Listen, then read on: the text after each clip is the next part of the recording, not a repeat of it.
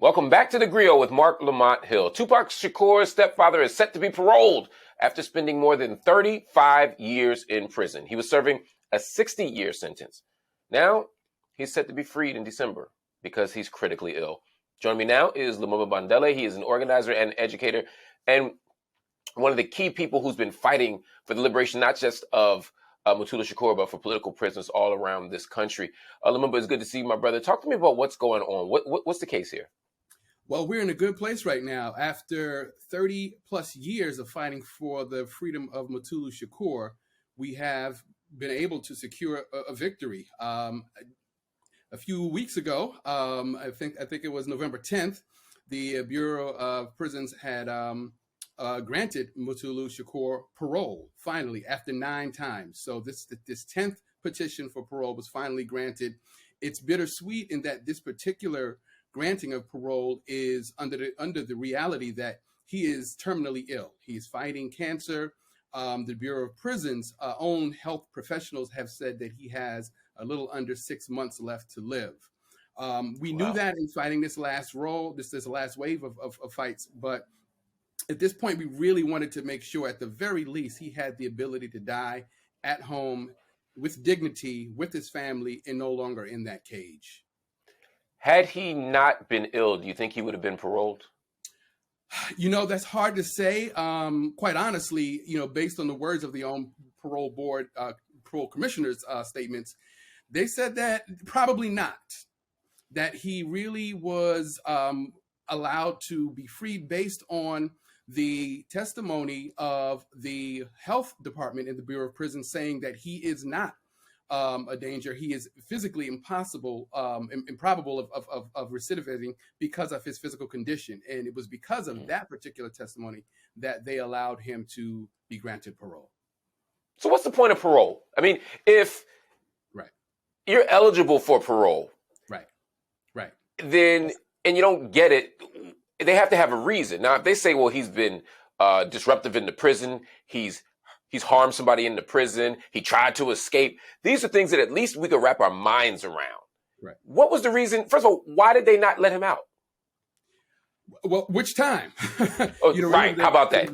Right. There've been nine petitions for release, and understanding that he was sentenced to 60 years. After 30 years, he's eligible for parole. Mutulu, very much like some of the other political prisoners, have all fit the criteria for parole. But what we know is that not only the federal government, but state governments continue to use parole as a form of punishment, continue to deny people based on the nature of the crime, continue to deny people on very arbitrary reasons, saying that they are likely to recidivate, they're likely to commit violent crimes again. But see, that's what I don't get. Lumumba, help me understand this, because this is one of my most frustrating things. And I've been part of this fight too. They'll say you did X crime and you're eligible for parole at this time. Then when you go up for parole, they say, well, you're not eligible for parole, or you're not going to get parole because the crime was so bad. The crime can't change. So what's the point of giving me parole? Right. What's the point of giving me parole if you're always going to say the crime I did was too bad to get parole? Then you're really not giving me parole. That's been the fight for decades. That literally has been the fight for decades. Now, with all of the political prisoners, only one that we've been working on has been sentenced to death, and that was Mumia Abu-Jamal. Everyone else was sentenced to life, which means that they are eligible for parole at some point in time. Everybody else. And so the reality is that they will continue to use parole as a form of punishment. And when I say it's punishment, it literally is just that. These folks have been in prison, in cages, and they've been doing all that is required to meet the minimum, and in many cases, the maximum level of criteria to be granted parole, and they continue to be denied. And so that is torture for them to do all of the classes, for them to be teaching classes, for them to gain all of these degrees, do all of these things. Families are preparing for them to come home. Families do all of these things, spending money, getting attorneys to send to file petitions and all of that, only to be denied based on the nature of the crime or some other arbitrary reason that you really don't have the ability to fight because they have that sort of arbitrary kind of leeway. And so this particular case, it's unfortunate that we are in the position now where he is terminally ill, but we want to make sure that at the very least that he can spend these last few months at home again with his family, with his loved ones, and die in dignity. You know, he's given so much to all of us as a community, as a people. He has given and continued to give, even in his state of illness, continues to give. We owe him that. We owe him our labor to make sure that he can come home and be with his family and community. For those that don't know, who is Mutulu Shakur? I don't want people to walk away just hearing prison, cage, prisoner, arrest, parole, all which is connected to his story. And we shouldn't have so much shame around incarceration. But at the same time, I want people to know who he is. Who is Mutulu Shakur?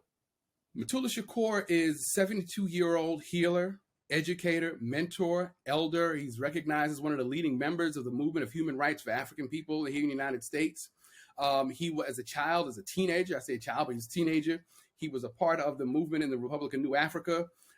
He is most well known as an acupuncturist who had helped to lead some very revolutionary practices around detoxing people who were dealing with heroin addiction here in New York, particularly in the Bronx, and doing acupuncture detoxification programs. And not only doing that, but training other people. And as a part of that training, also providing political education so people not only know the very practical process of detox, of acupuncture and everything else, but an understanding as to the political reality as why there are drugs in our community, why people are in a position where they want to medicate themselves, why the state is actually allowing the drugs to be dumped in our community this way, why there is a urge to actually have methadone as opposed to some other holistic process for detoxification. He provided all of that. And he was also, as you mentioned in the opening comments, Tupac's stepfather. And I think that's probably what most people know him as. But beyond that, he is and has been and continues to be an inspiring symbol of what African liberation looks like and is. And it's precisely because he is all of those things, and it is precisely because he represents all of those things, that the state was so committed to keeping him caged for so long. And that is why we continue to fight. Lumumba, I'm so grateful for you, my brother. Thank you for the work you do. Thank you for fighting to free them all. And that is the call. We are trying to free them all. Indeed. Thank you. All right, everybody, stay right here. Much more on the Grio. Twitter drama continues. Could we be seeing the final days of the popular social media app? But first, the George Floyd story took the world by storm. Next, we will hear from two journalists who covered the story and wrote about things that you might not have known. You're watching the Grio with Mark Lamont Hill.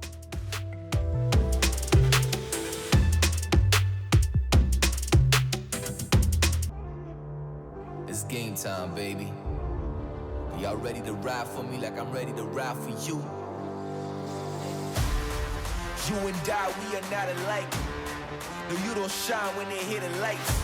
I don't make myself bleed for this life and these kind of nights. You just okay, but I'm kind of nice. Yeah, I said it's game time, 'cause it's game time.